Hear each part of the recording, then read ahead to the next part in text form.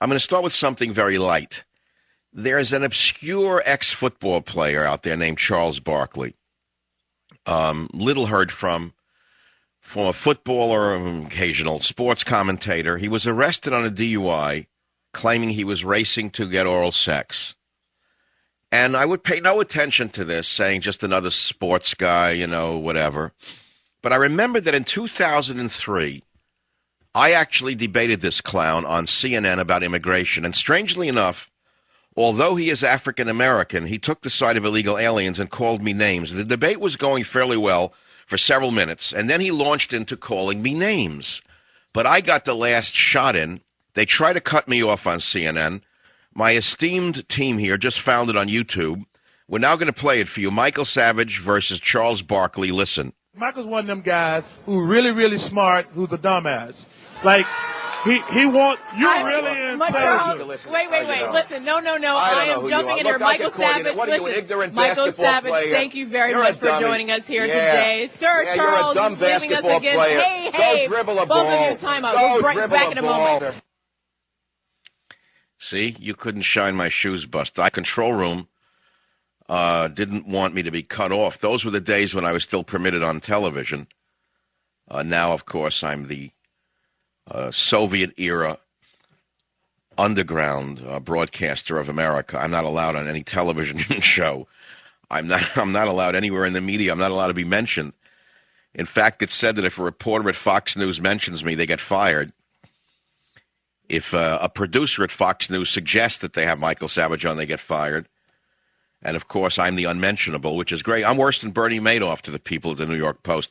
For some reason, and I don't know what it is, the Australian interloper hates me. I don't know why. I can't imagine why. There's also the issue of this Charles Barkley guy who got arrested allegedly for driving a DUI. And his excuse to the cop was that he was racing for sex, and they should let him go. That's a story. DWI Charles Barkley, arrested on suspicion of drinking, driving Scottsdale, Arizona earlier. Told the cop he ran a stop sign to pick up a woman. I was going to drive around the corner and get sex, the former NBA basketball superstar allegedly blurted to cops. After getting slapped with the suspected drunken driving charge, Barkley gamely tried to wiggle out of it, telling a civilian police employee, "I'll tattoo your name on my behind if the employee helps him avoid the rap."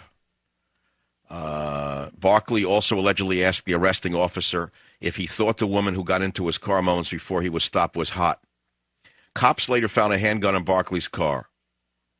Now, it's interesting. I don't know who this guy is. I ran into him once on CNN. We were debating in 2003. Immigration was the topic. And it was a respectful discussion. And interestingly enough, because he was a sportscaster, he took the side of illegal immigrants against me. I was the bad guy. And I made too many good points for this dummy. So at the end, he took a shot at me. Listen. Michael's one of them guys who really, really smart, who's a dumbass. Like, he wants, you're really intelligent. Wait. Listen, no. I am jumping in here. Michael Savage, listen. Michael Savage, thank you very much for joining us here today. Sir Charles is leaving us again. Hey, both of you, time out. We'll bring back in a moment. But the guy in the back room let me speak. I don't know who that was at CNN, but I'm sure he has been fired since. Those were the days when I was still permitted on television before the government media complex was told by the power structure Michael Savage doesn't exist. We now live in the Soviet Union where people like me are simply disappeared from the electronic universe.